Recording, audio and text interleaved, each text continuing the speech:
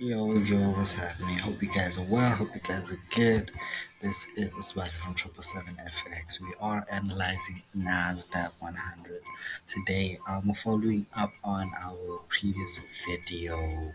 Our previous video was us analyzing Nasdaq and how we took two L's and a dub, and we came out at break even. So even this trade was a break even trade. It was a crazy trade. Literally turned at my TP. Literally turned. It hit 400. My TP didn't trigger. I was not at home. It changed. It went to my stop loss, which was break even. But it was a beautiful trade and it was fantastic. I'm not gonna lie. It was a gorgeous trade. I did take an L, but I recovered the L with the break-even trade because I changed up my strategy. Remember the last video I was contemplating, like, not even changing up, but I was contemplating halving my stop loss and but doubling my risk. So by halving my stop loss and doubling my lot size, I still used risking the zero amount, which is point 0.5 or 0.25 of the account. Yeah, 0.25 of the yeah, I'm sorry, 0.5% of the account. So I'm risking half a percent for at least 2%. So with this trade, I would have made 2% of the account, but I came back at break even. So it's not bad. Half a percent for 2%, beautiful. So let's just analyze and see exactly what happened. So we were actually just trading. So we were actually trading the 50 EMA at this point. As you guys can see, price did come up here below the 50 EMA. We normally trade the first retest only.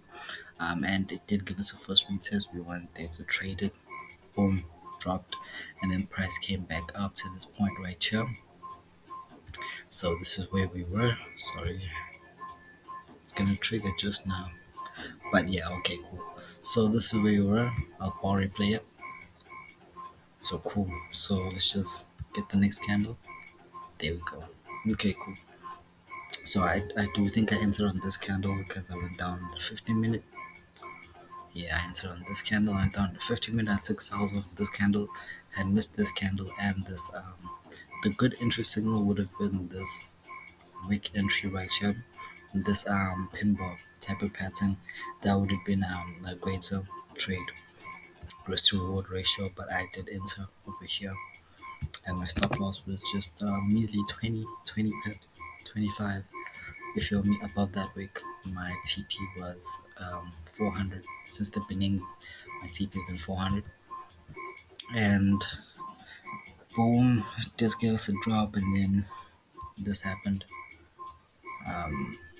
Played around for a good couple minutes, and eventually did hit my stop loss just like that. Hit my stop loss. I was out of the trade.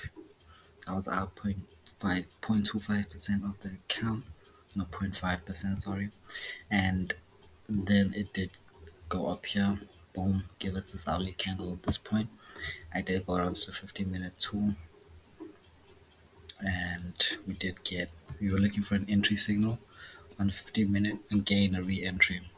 The good thing about like risking so little is I can be taken out and still look for an entry easily. This would have been a great actually entry. This pin bar would have been a great entry if I didn't enter after the pin bar. I'll tell you when. I entered right after this candle right here. This was the I entered right after this candle closed, because remember this candle closed at around 4:15. I entered at the wait, let me see. I entered at this candle right after this candle. So my entry was actually at this 4:15 candle. My stop loss was again 20 pips, 25 pips, right over there. Yeah, my stop loss was 530 on the dot, and my TP was 400. Is it? Not 401 on the dot, 400. Yeah, and it was a gorgeous trade. Not gonna lie to you, it literally, because remember we were entering off of the ID50 setup, right? The type of the 50 EMA on the hourly. You feel me? That is why we're entering, and also price was bearish, as you can see. Look at structure. Structure was bearish, creating lower lows and lower highs. Sorry, but it was equal highs. It was equal lows, so that should have actually told me that there was a bit of bullish pressure. But this was a gorgeous trade, beautiful trade, taken easily. I took it right before NY Open. At NY Open, it was just even more beautiful. You feel me?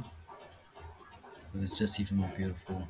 This was three at around 3:15. That was me, and as you can see, 3:30 was even better. It was gorgeous. And there's it. It gave us a long rejection, but I'm still holding. At this point, when price got to around 420, which was I was almost at I was at 50 80 pips in profit. Yeah, around 80 pips in profit. I did actually move my stop loss to BE, break even. That's what we used.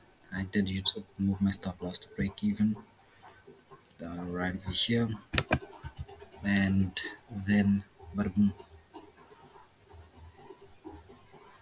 you feel me? It literally just dropped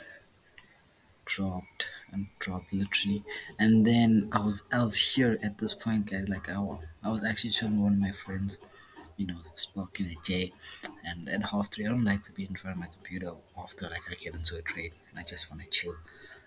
But then at half three, I told my friend, I'm like, yo, bro, I have no data. Can you please just show me the Nasdaq? He's like, no, sure. He showed me Nasdaq, bruh, when I was here at like 4 or 5. And then on the 1 minute, dog, he showed me on the 1 minute, it came down, tapped 400, and then did this bullshit. It did this, guys, right after tapping me in. It didn't even like go to 401. It just literally went up and hit my stop loss. And my TP was 400, but since, spread and everything, I'm using the Vault Markets, which has crazy spreads. I'm also using my Forex funds, one of their brokers. I don't know what it's called, one of their brokers. And yeah, oh yeah. So basically, that's what happened, and price did just come back and hit me out of break even. It's cool, guys. It's cool, guys. I'm not gonna lie. It was a beautiful trade, nonetheless. Gorgeous, gorgeous trade. I just was not expecting it to do that. But yeah, that's what happened, guys. Break even trade. I'm not even gonna lie. I don't know what to say about this trade. When it literally hits your TP and turns, doesn't even like. Let's say at least it turned at like 4 or 5. Then yeah, but it hits my TP, but doesn't close. Yeah, guys, that was Nasdaq today. Let's just analyze for tomorrow. And yeah, it happened. It happened. It was a gorgeous trade. We missed it. We didn't miss it, but it happened, guys. There's no use in crying. Not gonna lie. So now we're actually, since we've broken the 50 ml on the hourly, we're not gonna be trading that for now. Let's see what they say. There's the order block here. The order blocks are down here. I use an order block finder, guys. Oh, sorry. I use an order block finder, guys. It really does work for me. For me, I'm not gonna lie, but I barely use it. So as we see, price did actually come back and tap. This was our entry, our buy entry yesterday. We got we got out at 100 pips. Um, yeah, we got out at 100 pips. We took a nice dub on that trade, and price did tap second time, and then came back a third time. The reason I was looking to sell is because price actually was looking to tap this order block right here 3 times. So the first tap should have been the tap that pushed price upwards.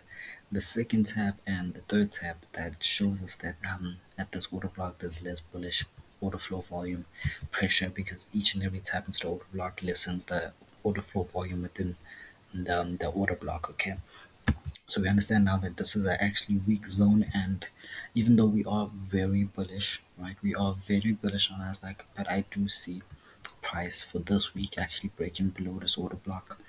And let's just look at the daily and see what it gives us. What vibes? What vibes? I don't know what's happening with the music. Listen to some fire shit. Okay. I hope this thing doesn't flip and copyright me. Right? I don't give a fuck. So, yeah. Okay, looking at daily. We did get like a nice reversal candlestick pattern in the daily. This was the first bullish candlestick we got. tapping the OP. I don't know what you guys are thinking. Are you guys still a little bit bullish? I'm not gonna lie, I do see price breaking below this order block. I'm not gonna lie to you guys. I'm not gonna cap. Let's see the weekly. The reason I see it breaking the order block because of the first, second, and third touch. That's a good recipe for a break. The weekly has been bearish, so I do see the weekly closing bearish for Friday today. So today we will be looking for Nasdaq sales too. Okay, we were looking for buyers after that first tap into the OPM, and it didn't actually like flip and shake it up and push it up. We know it's something fishy here. So we remove everything. All right. So we look at now on we now bearish, right? So we look at the fact that price did break this low right here, right? And they create this zone right here of supply or demand. It is a supply zone, an order block. It did create an order block because on the forward price did actually break out of this zone right here.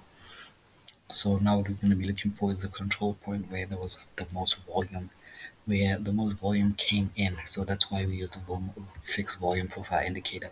It shows us where the most volume was at when price did actually move out. So this is the point at which there was the most volume within this particular range.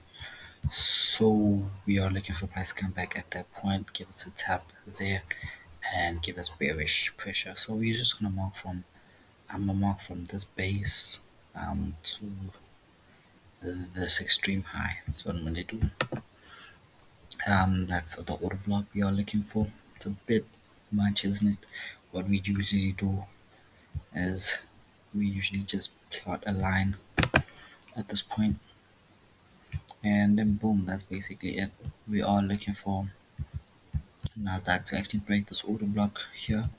So our target would be the low of this point right here, the lowest point. And yeah, we're just gonna be looking for price actually go up here, give us a tap within the zone, give us a 15-minute rejection candlestick, and yeah, we're gonna be looking to take it down to at least levels right here. But 100 pips is with our normal TP, and yeah, but that's basically the move we're looking to get into. So yeah, catch you guys tomorrow when I analyze whether I caught it, lost, or break even. Everything you guys get to go through with me. You guys are basically trading with me. But yes, the video for today, 777FX signing out.